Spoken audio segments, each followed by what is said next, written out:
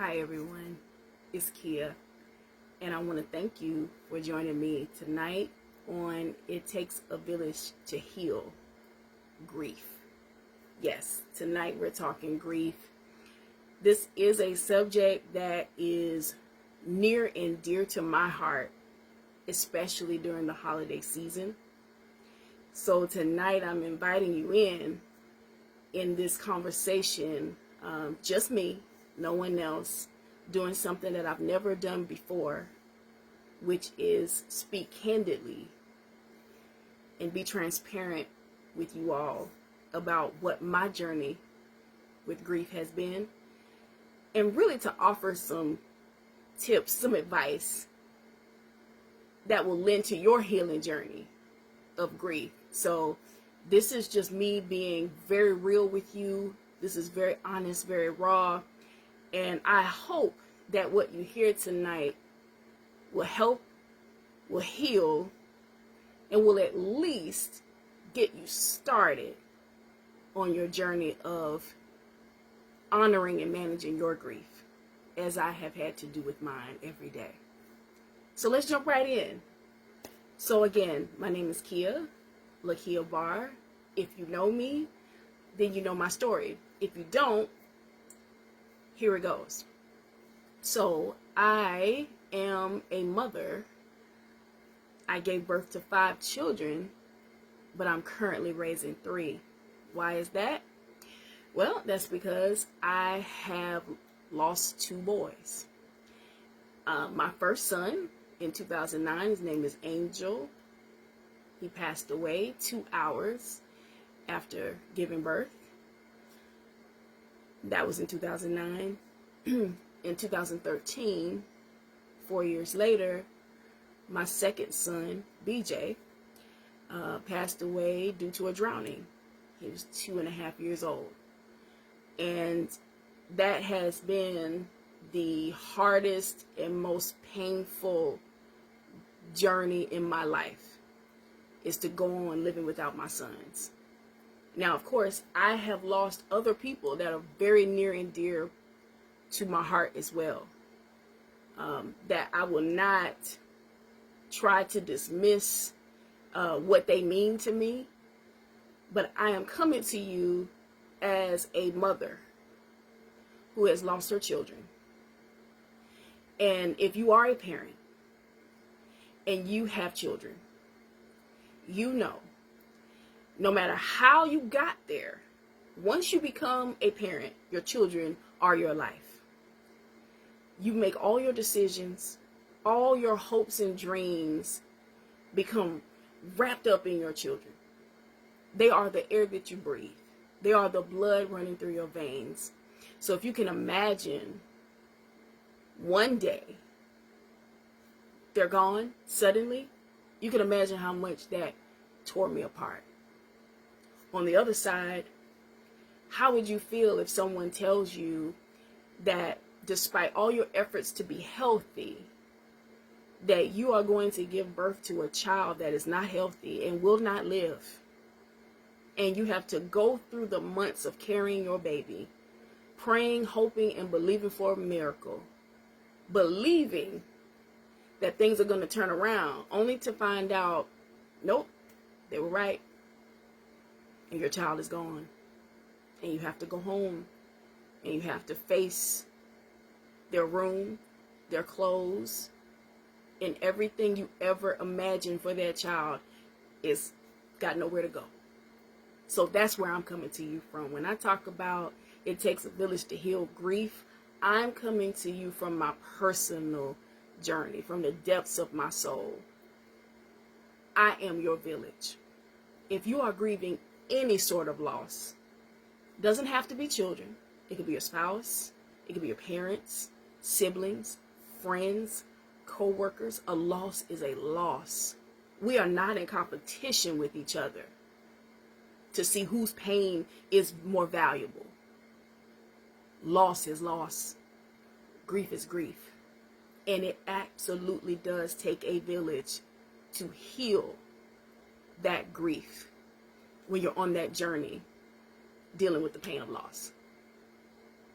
And I have to say, This is important to me because I see so many misleading posts. I see lots of ill advice. I see a lot of narratives that are quite painful because they are untrue. And I want to do my part coming from my own pain. I want to do my part to shed some light on what the real deal is with grief. And I don't just want to share my story because I'm not going to get into every little detail of what I've gone through. I'm going to share my pain, but I am going to share with you what I know to be true as far as what you can do during the holidays if you are a griever, how to honor and manage that pain so that it doesn't kill you and take you out. But I also want to speak to the village around the griever, the ones who are observing someone that is grieving, the ones who are maybe family members, friends, partners, co-workers, church members, anybody that could be considered a part of that grieving person's village. I want to speak to you as well. So let's just start at the top. What is it that a person who is grieving is actually going through, especially now during the holidays? Well, I'm going to tell you from my own experience. For me, I hate the holidays. And I know how that sounds. But I'm not here to sound cute. I'm not here to button it up and put a bow on it. I'm here to give you some real talk. I despise the holidays. You want to know why? Because, for one, when I lost my first son, like I said, he passed away 2 hours after he was born. His kidneys would not function, and therefore his lungs did not function. I lost him in June of 2009. And I know that's far away from the holidays, but let me tell you why that struck a nerve for me. He was my first son, and I prayed for that boy. I wanted a son so bad. And I finally got him, and I was so excited. I kept dreaming about what his first Christmas was going to be, what his first Thanksgiving was going to be, what his first Halloween was going to be, because at that time I celebrated all holidays, and I had onesies picked out. I had stuff in a shopping cart. I had pictures saved of things that I was going to do with my first baby boy. And so when I lost him, I lost that joy, that light that I had. It got chipped away. I went to a very dark place. And I just prayed and prayed, and I said, God, I don't understand what's happening. I don't understand how I can pray to you. And you didn't answer, and you didn't come through when I know you could. So yeah, I went there. And I can't even explain to you why or how, but slowly my heart began to soften, and I just began to have hope again. I guess I was young at the time. I was only 26 years old. I had a lot of hope. I had a lot of enthusiasm. I just believed, hey, God's going to find a way. And he did. I had my son, BJ. And for 2.5 years, I really and truly believed that my life was perfect. I had the son that I always wanted. I had my daughter. I had my husband. And things were progressing. And I just felt like my life was everything. I lost my son on November 11th, 2013, 2 weeks before Thanksgiving. And I can't tell you how crushed I was. I used to call my son BJ my rainbow baby. I used to call him my blessing. I used to tell people that BJ was actually God's answered prayer for me, that he was my testimony. I actually called him my testimony baby. God took my first son and he gave me a second son. Thank you, Lord, right?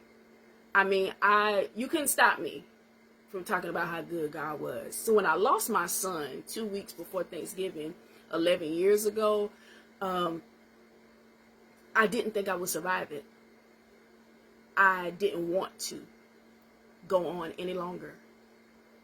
I had many thoughts, many days, many nights about letting it all go, because I didn't think I needed to be here any longer.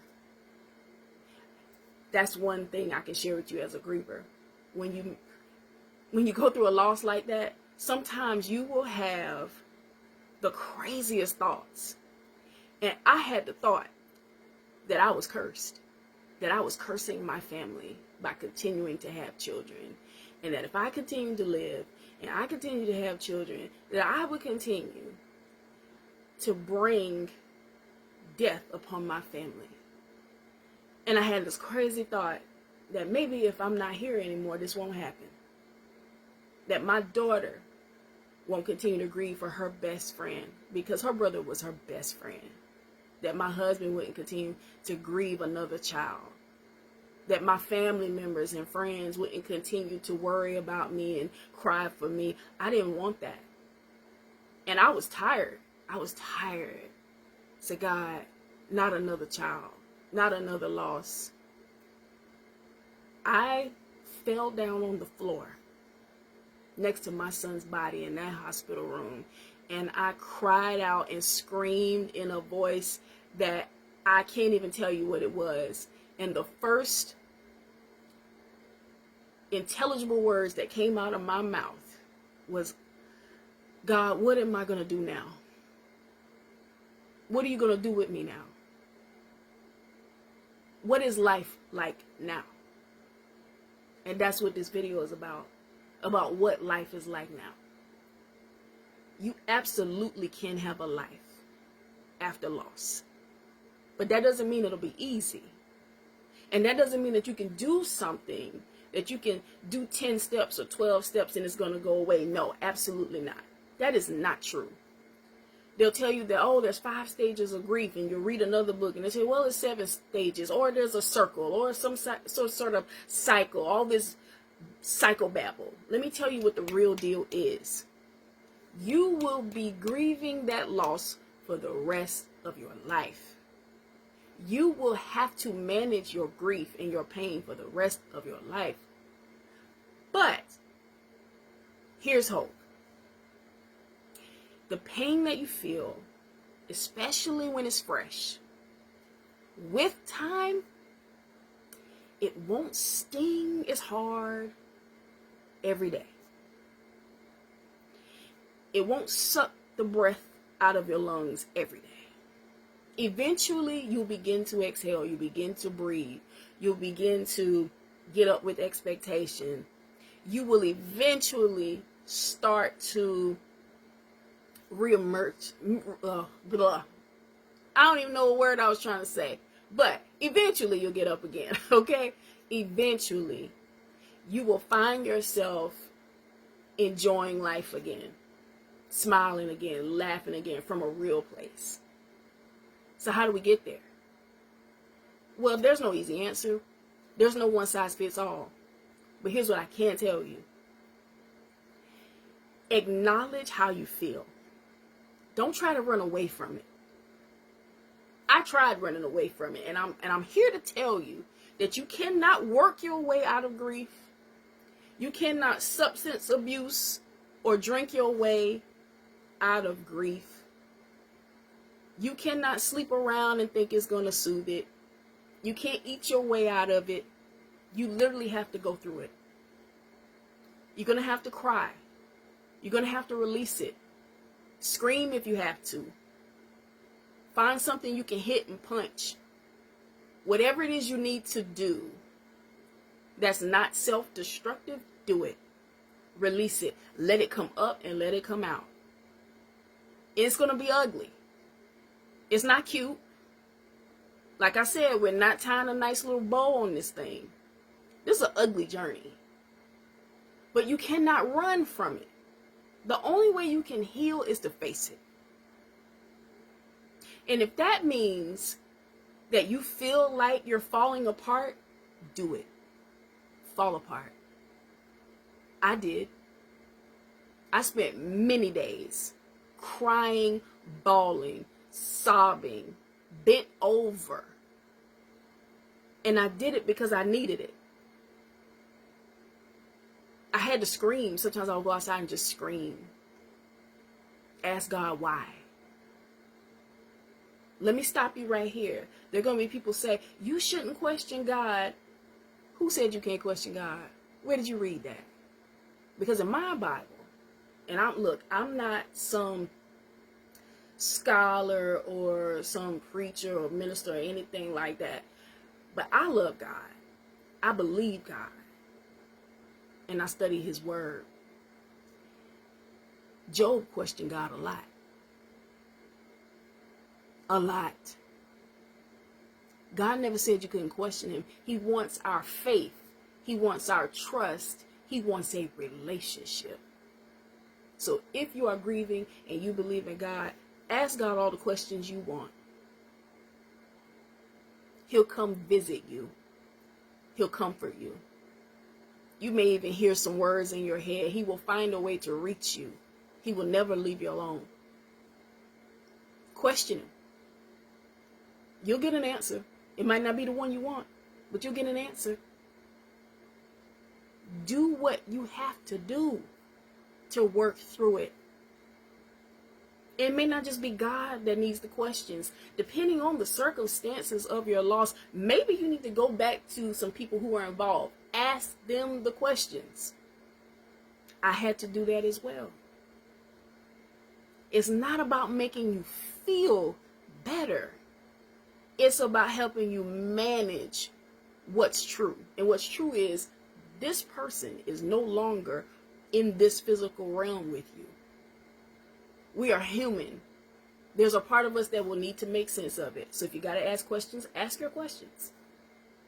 If you need to journal and write, journal and write. It's about releasing. It's also about realizing that you will move forward every day with a hole in your heart. You have to acknowledge that and be aware that there will be things that trigger you. That's just a part of the process. You can hear a song and it'll cause you to break down. You can see a commercial.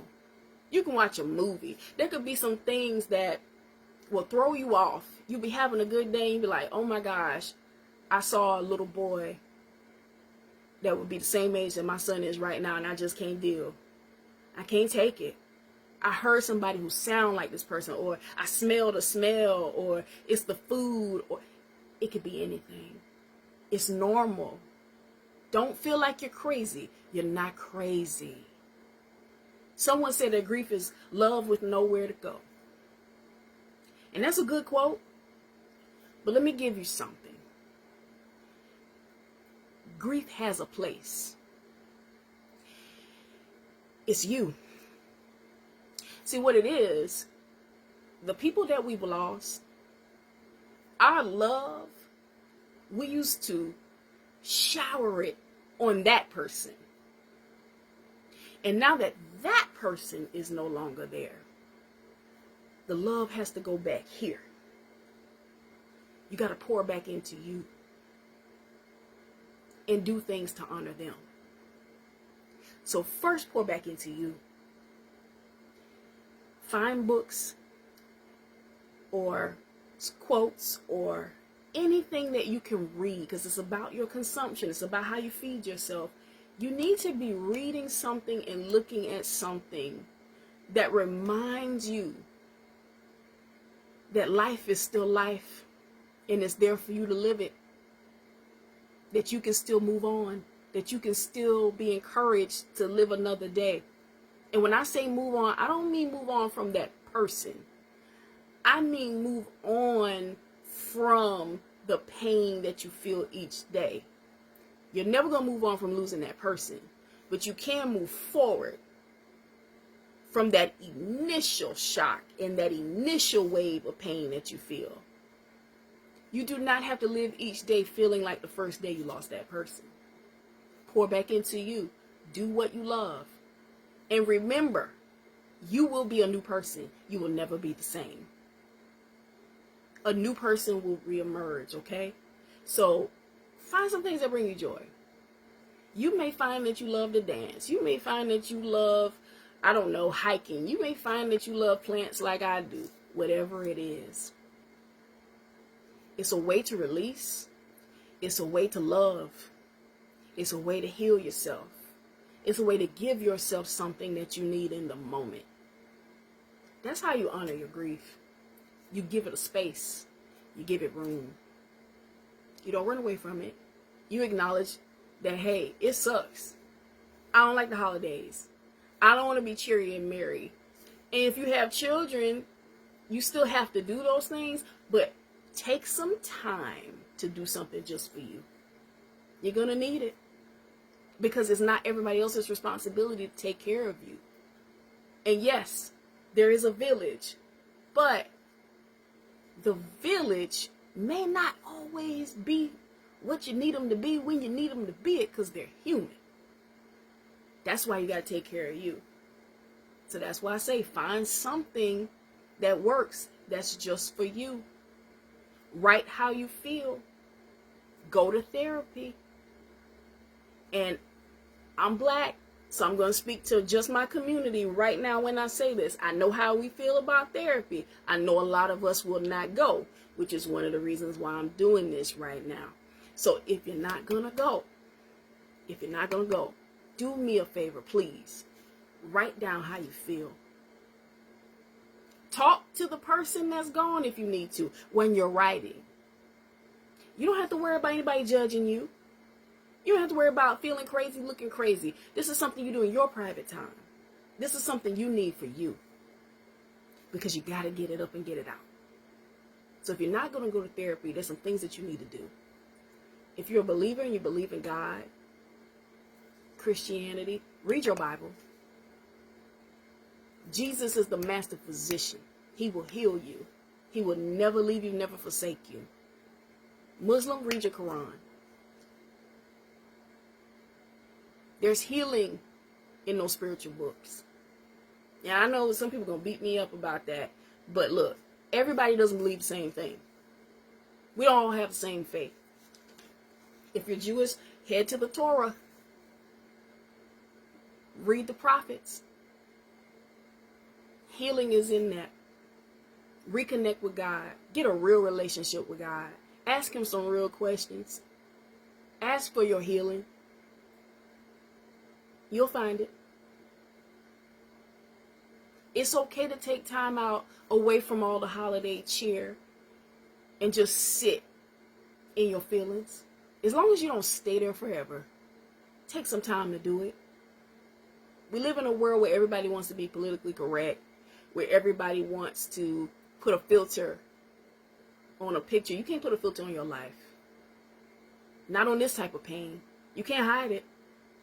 You can put on makeup and dress it up all you want, but at some point, you're going to feel that break. So take a break. Now, what I want to say to the village out there, and I'm talking about the people who are not, this loss did not happen to you, but you care about a person that is going through this. You're a friend, you're a family member, you're a coworker, you're a church member, you're a teammate, whatever. You're sitting back and you're watching a person go through something and you don't know what to say. You don't know what to do. This part is just for you. So as you've been listening, I hope you've been listening to me. It's tough. People are really dealing with some strong feelings. People are feeling like they don't want to be here. Because there is a such thing as seasonal depression. And it doesn't just fit those who grieve. There are people who in general just feel down in the dumps during the holidays, but especially the grievers. You're going to see somebody, you could be working with somebody, they could be in your house, they could be your family, and they may smile and they may look like they're okay, but I'm telling you, it's a tough time. Deep down inside, they're crying. You may not see the tears, but they're there. They feel heaviness at times. Sometimes they feel like disappearing. Sometimes they feel like running away. That's what they're going through. Sometimes they don't feel like a whole person because of who they're missing. That's what that person is going through that you love, that you care about. That's the state that they're in. They can't wait for this season to be over. Please don't judge them. Please don't force them to do things that they don't want to do. If they're open enough with you and they tell you that they don't want to go somewhere, don't force them to go. If they tell you they don't want to participate in something, let them not participate. Respect and honor them by allowing them to back out. Do that. Here's some things that I don't want you to say because they've been said to me. Do not tell somebody that at least they're in a better place. Don't say that. Don't tell a person, especially someone who's lost a child, especially if they're a young child, don't tell them, you're young, you can have more. Don't tell them that. Don't tell them that. Don't tell somebody not to question God. Don't tell them that. Don't tell somebody that, all things happen for a reason. Don't tell them that. Do not tell them that. Don't tell them that. It doesn't help. Don't tell somebody not to cry. Don't tell them that. Do not police that griever's feelings. Do not say those things. Now, I've told you all the things not to say. Here's some things you can say. You can say, or text, or email, DM, whatever. You know what you can say? I was thinking about you. That's simple. I hope you're doing okay. I love you. You can say that. You can say, or ask, if you will. You can ask, do you want me to come take you out? Would you like to go on a trip? Would you like to go get something to eat? You can say that. It works wonders, I promise you. I've had that done. I've had people come and take me out, and I'm thankful for that. I've had people come and take me on a trip. I've had people come and take me to get something to eat. Say that. Say that. You could say, depending on the relationship, be cognizant, be aware of the relationship. Are you close enough to the person to say what you're about to say? Do you know them well?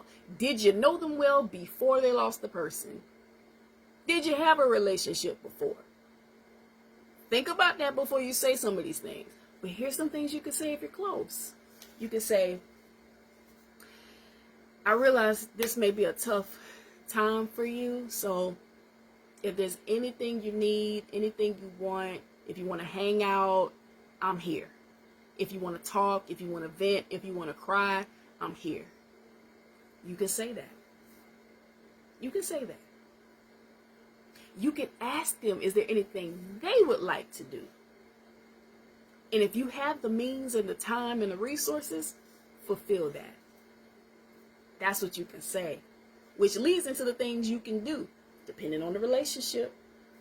You can send a card, I'm thinking of you. You can send a message, I'm thinking of you. You on my mind. I care about you, I love you, I hope you're doing okay. Depending on what you know, there are things you can do. You can surprise them and be like, hey, I booked us a reservation somewhere, let's go. If you know what they like, you know what warms their heart, if you absolutely know, give them a gift. That's something you can do. If you know the person and you know what they like, something you know that will make them smile, do that. You can do that. Your heart posture towards the griever, and I'm speaking to the village, your heart posture towards them is, I want to be a support system. I want to love on this person. I want to give them what they need to help them heal, because it's not about you. It's about them. Grief makes people very uncomfortable, especially when it's a child. It makes them very uncomfortable. But I just told you some things you can say and do. You don't have to mention the child's name. You don't have to say that. You can just say, hey, I was thinking about you. I want to do something for you. And if that person feels comfortable enough to share with you how they feel, even if they say some things that break your heart, just listen to them. Don't judge them. Don't tell them what to do. Don't tell them they're wrong. Just be a soft place for them to land. Be a shoulder. That's what you can do. That's how the village can help heal this grief. Just be there. No judgment. Acceptance and love. That's what you can do. I hope what I said helped. I hope that by my sharing with you in a way that I've never really shared before, I hope that this, I don't know, opens a door to some sort of healing for somebody, whether it's the griever or whether it's those who are watching someone grieve. This isn't easy, and it's very uncomfortable, and we live in a culture that doesn't really prepare us for it. We're not really taught how to honor the grieving process. We're not taught how to manage it. We're not taught how to respond to it. We're all doing the best we can. And I'm doing the best I can to share it with you. And I hope this helps. I want to close by saying, I'm not a perfect person, and I'm not by any means everything I want to be yet. But I do my best to be who God created me to be. And I do believe that one of those things is to help people heal. I have a soft heart for those who are hurting, because I've hurt myself. And I always said that I didn't want God to allow me to go through everything I've been through just for me to suffer, and then for just for him to heal me. If I can't help heal somebody else, then it meant nothing. God's word tells us that you know who you belong to. You know when you belong to God based on how you love his people. So I'm speaking to the village, and that includes everybody. Those who are grieving a loss and those who are the loved ones of those who are grieving. Let's love one another. Love is not criticizing and judging and telling people they're right or wrong for how they grieve. Love is not picking somebody apart. Love is not neglecting and abandoning people when they grieve. It's about getting in there and doing the uncomfortable, getting close, and letting somebody know that I see you. I care about you. I love you. And I'm here to do whatever I can to help you. That's what I'm doing right now. I hope this helped you. And just to close, I know I said I was closing. One more thing. And this is not a shameless plug. This is really just me giving from my heart. I don't know if you followed me for any length of time, or you've seen some of the posts that I've made about being a life coach. I am one. I've coached people in the past, and I'm doing it currently. What I want to say is, I am open to being a coach, a guide, an assistant to those who are grieving at this time. I'm open to taking five people who are grieving during this season. And I will give you a free 30-minute session. Free session. No charge. 5 people. That's all I can take because I'm grieving myself. But that's my gift to you. I have a lot of wisdom and I have a lot of experience. And I want to help you heal. So reach out to me. Message me. And I'll definitely get back to you. So again, it takes a village to heal. We're talking grief. So let's be village minded. Love on your people. Check on them. Give them the right words that I told you about. Do those things that I said. You'll see a difference. And be patient. Be patient with those who grieve. They're not the same anymore. And they just want to know that it's okay. It's okay. So be a soft place for them to land. And for those who grieve, I'm right there with you. We're taking it one step at a time. Pour back into yourself so that you can be a blessing to somebody else. Thank you. Bye.